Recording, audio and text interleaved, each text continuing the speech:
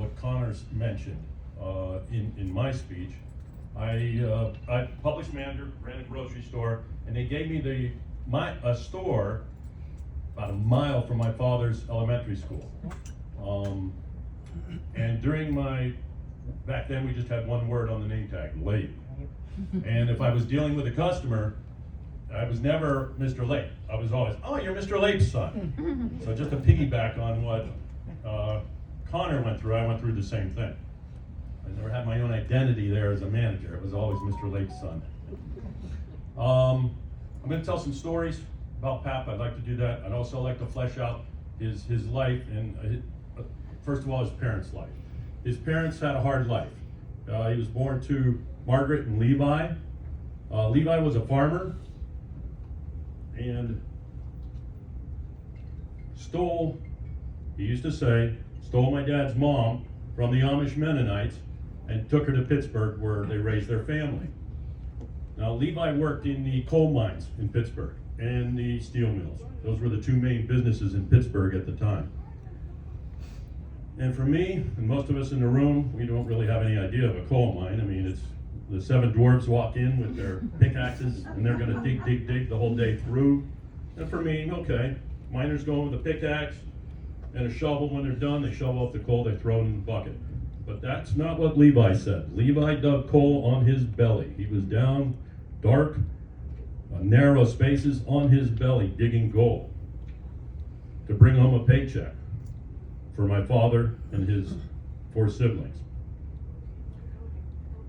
Margaret, my dad's mother, used to say that Levi went from job, he was an ornery man. He went from job to job to job. And one story they told, true story they told, was Levi was at this time in the mill, one of the steel mills in Pittsburgh, and I don't know how many men were on the floor working, 60, 80 men. 80 men are working in the steel mill that day. And they went on break, they had their lunch break. Let's assume an hour. But the foreman blew the whistle to go back to work 10 minutes early. That stuck in Levi's craw for the next 4 to 5 hours until it was quitting time. And when it was quitting time, Levi walked up the stairs to the foreman's office and 10 minutes early blew the whistle for all 80 men to go home. I'm positive Levi didn't have to buy a beer that night. It was tradition when the men got off work in Pittsburgh at 6 in the morning or 5 in the afternoon, you stopped by a bar and you had a couple beers. I'm pretty sure Levi didn't have to buy a beer that day. There were plenty of men stepped up and bought him one. I'm also 1,000% sure, again, Levi didn't have a job the next day. He had to go find something else. So, as hard a job as Levi had, my dad's mother, I believe, had it worse. At 10, 8 or 10, she was orphaned. At 10, she says her father was a booze hound. The alcohol got him. And she doesn't know why her mother gave her up, but we can assume it was hard times back then, and the mother couldn't take care of her. So her mother put her up for adoption. My dad's mother was adopted by a farmer, a family of farmers, and she was taken in. Unfortunately, she wasn't adopted because they were looking for a daughter to love, necessarily. They needed labor on the farm. And she was put to work from day one. She'd have to get up early in the morning, take care of the livestock, make breakfast, and every single day, she said, she had to scrub the floors, every single day. This was a family of Dunkers. The Dunkers are an Amish Mennonite branch, very conservative Christian, and they're called Dunkers, my dad said, because although the Amish might dunk you once, they don't baptize infants. It's when you're older and ready to join the church. They don't dunk you once in the river. My dad's mom got dunked 3 times because they were Dunkers. Levi says he stole her away from the Dunkers. But while she was there, she did say that her father was kind, and one time she told me that he built a box for her. The Amish are farmers, first and foremost, but right behind that, Amish are woodsmen, woodcrafters. And her dad built her a box. My grandmother was short. He built her the box so she could stand on the box and do the dishes. During the growing season, her father would bring in about 10 or 15 laborers, 10 or 15 farmhands to help. with be it the planting time or the reaping time. And she had to get up during those mornings while they were there for the 2 or 3 weeks doing their farm work and make breakfast for 15 men. And again, every single day when that was done, she had to clean, she had to get down on her hands and knees, and she had to scrub that floor. Well, as I said earlier, Levi, my father's dad said, he stole her away from the Dunkers. They went to Pittsburgh and they raised a family. While my grandfather was working in the mill and the coal mines, they raised 5 children.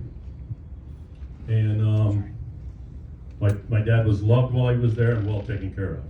I want to talk about Pittsburgh in that period while he was there. I put on the obituary, my dad played ball in the city league. Now, my father told me about 30 years ago, while he was playing ball, he got the nickname the Chief. They called him the Chief. Now, I like that nickname. I like that nickname better than my nickname, the Chief. Okay, tough, powerful. He's the Chief. No. He was playing infield. Okay, for those of you who don't know baseball, he's playing infield. Batter's up, pitcher throws the ball. Batter hit a ground ball to Pap. Ground ball means Pap's ready to catch it. Ground ball means before he catches it though, it's going to hit the ground. And the ball took a bad hop. For those of you who don't know what a bad hop means, it means Pap's here thinking that ball is going to come here in his glove instead of here. And it took a bad hop, it hit him here, and according to him, the way he was jumping around like an angry Indian, his team gave him the nickname, the Chief. It wasn't as romantic or tough as I thought it would be. So, a couple other Pittsburgh stories. My father bowled. We did put that in the obituary, but bowling back then, it wasn't machines. There weren't machines to collect the pins and then put them back down after you threw a ball. My dad was a pin setter, which means you had to sit up in the little chair over the pins. Somebody threw the ball down, he had to jump down, get the pins, set the pins up, I guess roll the ball back down and get up. That's one ball. And he had to do it time after time after time. He got a love for bowling at that time, and he bowled down here in Miami. He used to watch it on TV all the time.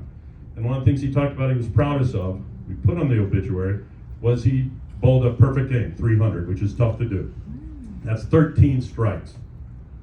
What I didn't put on the obituary is, that was one game, he bowled 13 strikes. They began the next game, and he bowled a strike. So he's proud of the 14 strikes. Just as proud. Just as proud.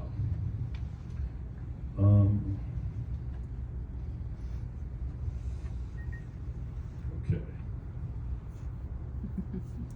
Pap in Pittsburgh. We're in Pittsburgh still. Pap did electrical work for his brother-in-law. They would set up houses, line the houses with electrical work, hook it up, and he also worked for Duquesne Electric. I'm telling this story because it's going to tie in later on. So he was a lineman, he had electrical experience in Pittsburgh, and he decided to join the Army. This was during the Korea War. He went to the recruiter's office. During their interview, they come to find out that you know electrical work, electrician. What about radio man? You want to be a radio man? My dad's like, yeah, great. Signs the paper, tells everybody he's going to be a radio man for the Army. No. They sent him to Texas. He spent 2 years out there guarding nuclear bombs for Project 76, a secret project that the military had at the time. They weren't talking about their nuclear bombs or where they were. That was his life in the military. He came back to Pittsburgh, met and married my mother, and in 1962 he moved her to Pittsburgh, to Miami, where he raised the family, where he had me, my brother and sister, and he remained the rest of his life. He loved Miami. I'd like to tell some Miami stories now. So, growing up with Pap was fun. Ryan had said earlier what a great sense of humor he was. Growing up with Pap was fun. I remember one time my friends came over. This is high school. My friends came over, and the elementary school principal, I'm sorry if I didn't say, my dad was an elementary school principal. My friends come over, and the elementary school principal goes, Hey, what are you guys drinking? You know. Now, just to tack on to that, we were 17 and the legal drinking age was 18. So it wasn't that big a deal. And it especially wasn't that big a deal for a man who, back in the day in Pittsburgh, I'm sure the 16-year-olds were having a beer. Another story with my dad, I had at that time in Miami, I had a Ford Pinto. Now, maybe some of you older people in the room know the stories of the Ford Pinto, but the Ford Pinto that I had, my father bought from my Aunt Beth for $100. And the Ford Pinto became legendary because it was exploding throughout the United States. And it shouldn't have been. That was the problem. They were in minor accidents and they were blowing up. Well, that was the car my dad bought me while I was in high school. And one day, I've got a problem with the steering column. I'm having some issues with steering. And my dad, above all else, if I tell you nothing else, my dad was a common man. And common men, they're going to work on it and they're going to fix your steering column. So we go out, my dad takes apart the steering column, he lays out the parts, he works on it, he puts it back, and he pronounces it fixed. And I go, you got 3 or 4 pieces here. What about these 3 or 4 pieces? And he's going, no, don't worry about it. No, don't worry about it. And while I was writing this, I was like, what do you mean don't worry about it? You know, I've got a rolling car, a rolling bomb on wheels. What do you mean don't worry about it? And then I realized, oh, he's got a backup. If he loses one son, he's got another in the wings. So, another Miami story. Another Miami story was the cottage. One of my father's happiest places was at the cottage.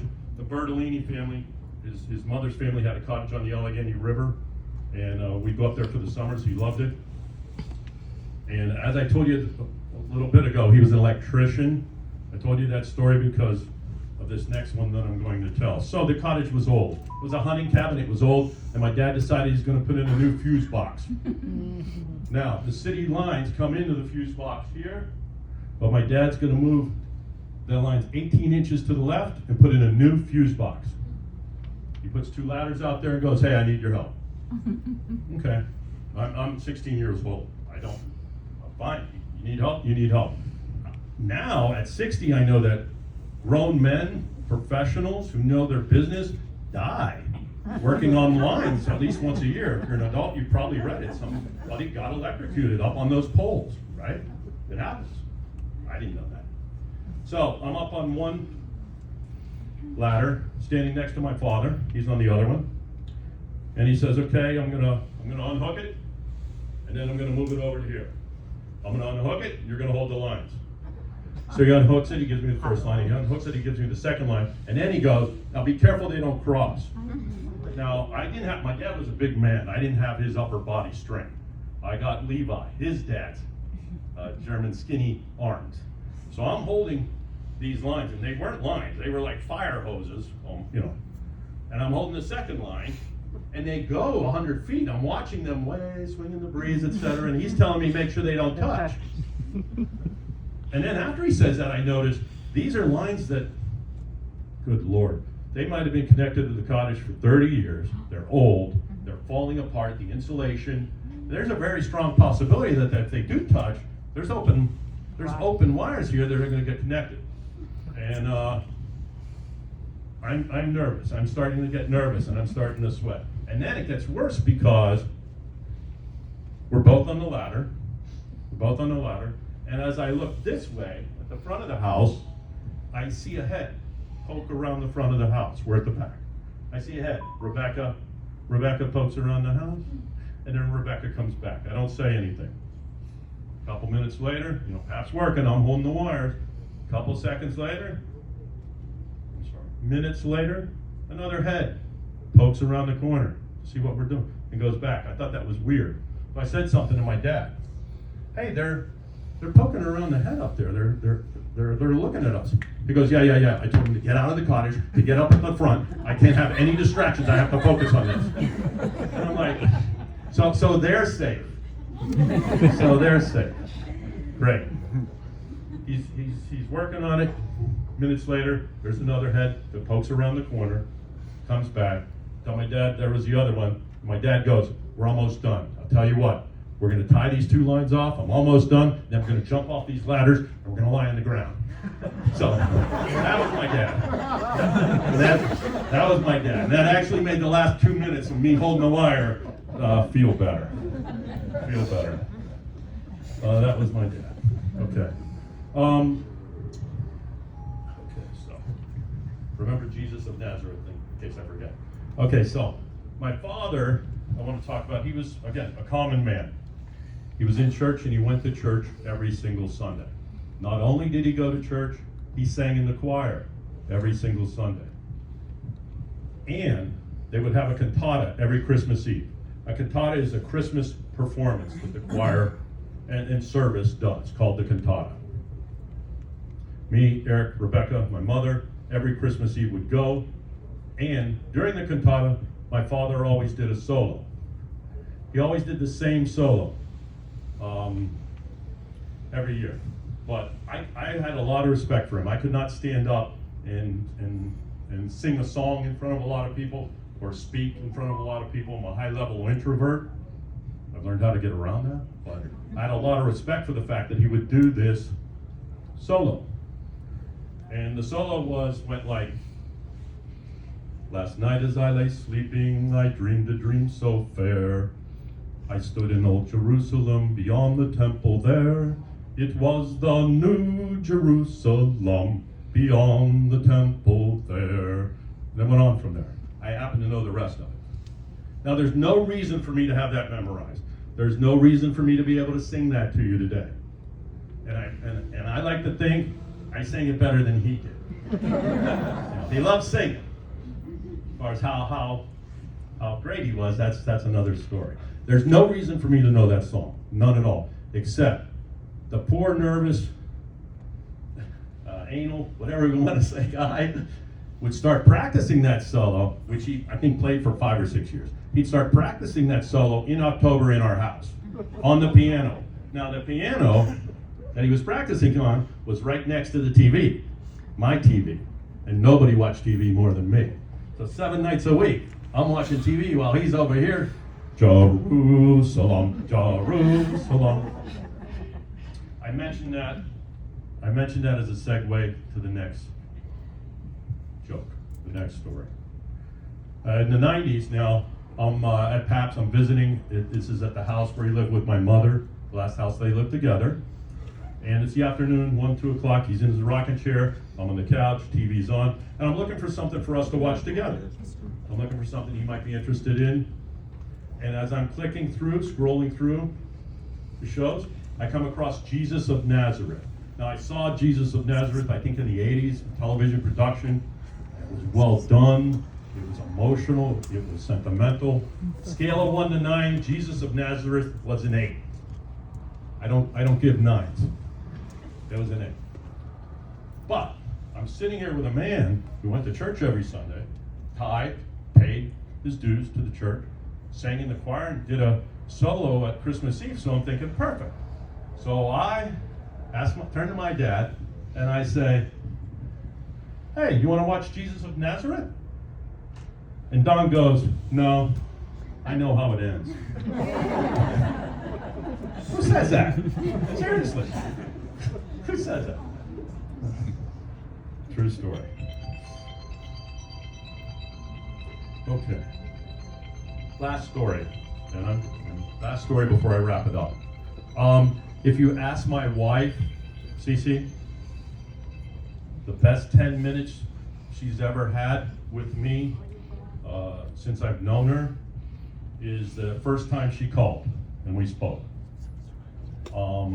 I had actually called her, I didn't get her, so I left my number. Hey Cece, it's Doug.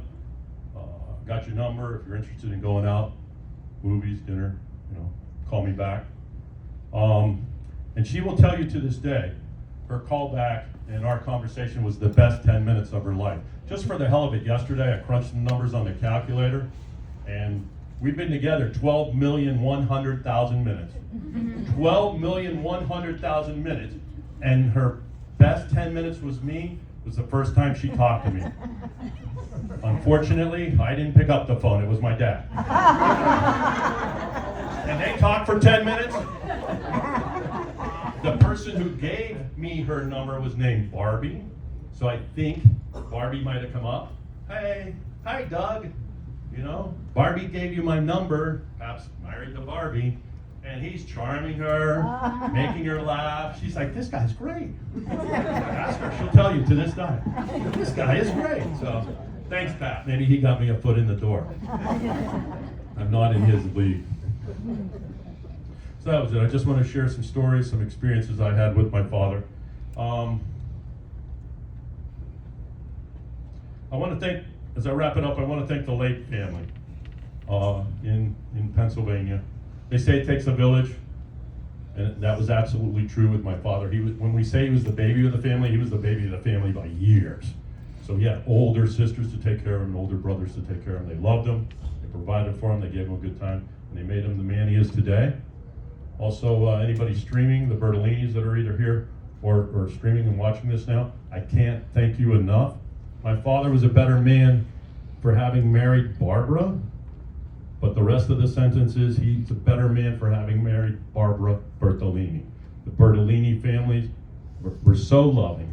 They housed him during the summers, and he got to stay at their family cottage on the river, one of his favorite places. Very supportive, and he had a great time with them. He had a better life because of the Bertolinis, and I want to thank them. I've said Don was a common man. And while putting this together, I thought of two other common men that I lost over the last 2 years. George Weimer and Ron Miller. They were my dad's brother-in-laws. They also married into the Bertolini family. I said Don was a common man. These were common men. But I came to realize while I was doing this that common men in these times, common men are anything but that. Men who follow the rules, men who pay their taxes, men who tithe to their church, pay the church a percentage of their salary, men who go to church every Sunday, men who love their wives, who never stop loving their wives, and men who are there for their children without fail. Common men are anything but that right now, and he was. For those of us who knew him, we're lucky to have known him. The world's a poorer place for having lost him. And if you're looking for a monument for Don Lake, it's not the urn, it's not the headstone we're going to place next to my mother at the military cemetery. If you're looking for a monument for Don Lake, look around. It's right here in this room. I want to thank you all for coming. Anybody who is traveling, who traveled down and traveled back, Godspeed, be safe. Thank you.